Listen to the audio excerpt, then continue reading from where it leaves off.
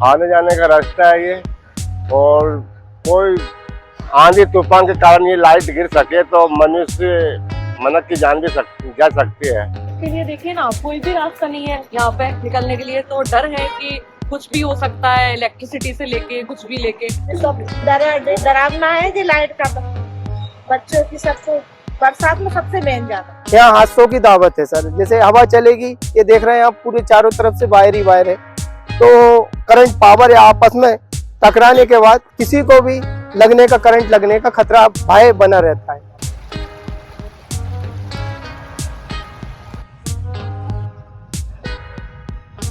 कोई भी सुनवाई नहीं, ना तो गाड़ी आती है, बदबू भी बहुत आती है, और ना रोड है ना नाली है, कुछ भी नहीं है यहाँ पे। ये बोलते हैं ऐसी कैसी जगह पे रह रहे हैं, ये क्या भोपाल है?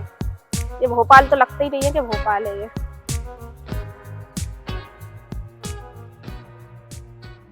कॉलोनी तो बाद में बनी, पहले टावर था यहाँ पे, क्योंकि टावर भी क्या है वो दूर दूर से, जैसे उधर आबादी हो गई, कॉलोनी बन गई, उधर से इधर आ गया, इधर से अब इधर की कॉलोनी बन गई, तो इधर से अब और कहीं भी जा सकता है। तो ये कॉलोनी कटी है, रास्ता बना है, तभी से 20 वर्षों से लगातार शासन को कह रहे हैं कि ये लाइन और ये कॉलोनियों का जो है निर्माण जो हुआ है गलत तरीके से हुआ है। लोग तो अपना प्लाट काट के चले गए सर, बेच के चले गए, जो हम रह रहे हैं निकल रहे हैं, हम ही को सभी परेशानियों से हम ही को सामना करना पड़ रहा। यहाँ पे ना तो रोड है, ना कचड़े की गाड़ी आती है, और टावर लाइन है, तो बच्चों की बस भी नहीं आती है।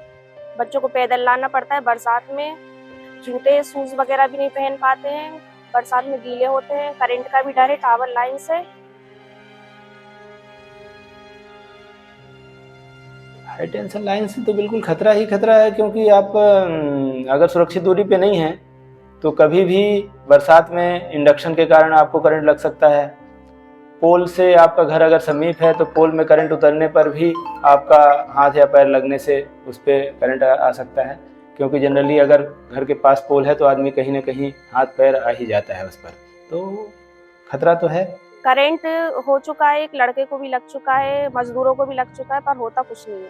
अभी 4 महीने पहले एक मजदूर काम कर रहे थे, तो उनको वो करंट से वो ऊपर से नीचे गिरे। उनकी स्थिति है कि वो अस्पताल जाके बचे।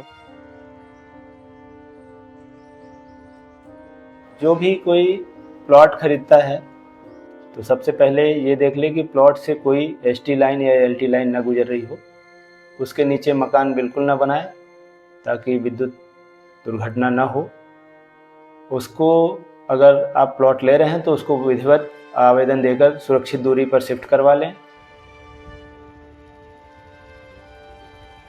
शासकीय रास्ता जो है भू अभिलेखों में दर्ज है, शासन प्रशासन के रिकॉर्ड में दर्ज है कि शासकीय रास्ता इस कॉलोनी का आनंद नगर का निकलने का शासकीय रास्ता ये यहाँ से होता है, जबकि ये पुराना रास्ता था जिसपे से आज लोग निकल रहे हैं।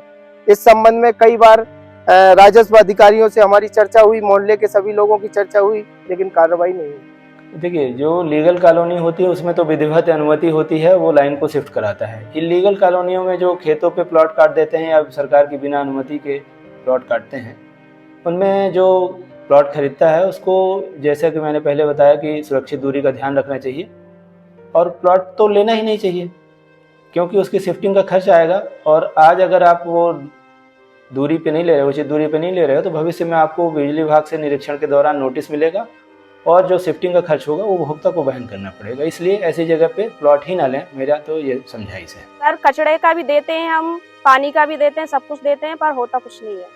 सारे टैक्स हम जमा करते हैं, नल का, पानी का, कचड़े का, सब जमा करते हैं। तो हम तो यही चाहते हैं, शासन प्रशासन से आपसे भी यही अनुरोध है कि उसको टावर को हटवाने की कृपा करें।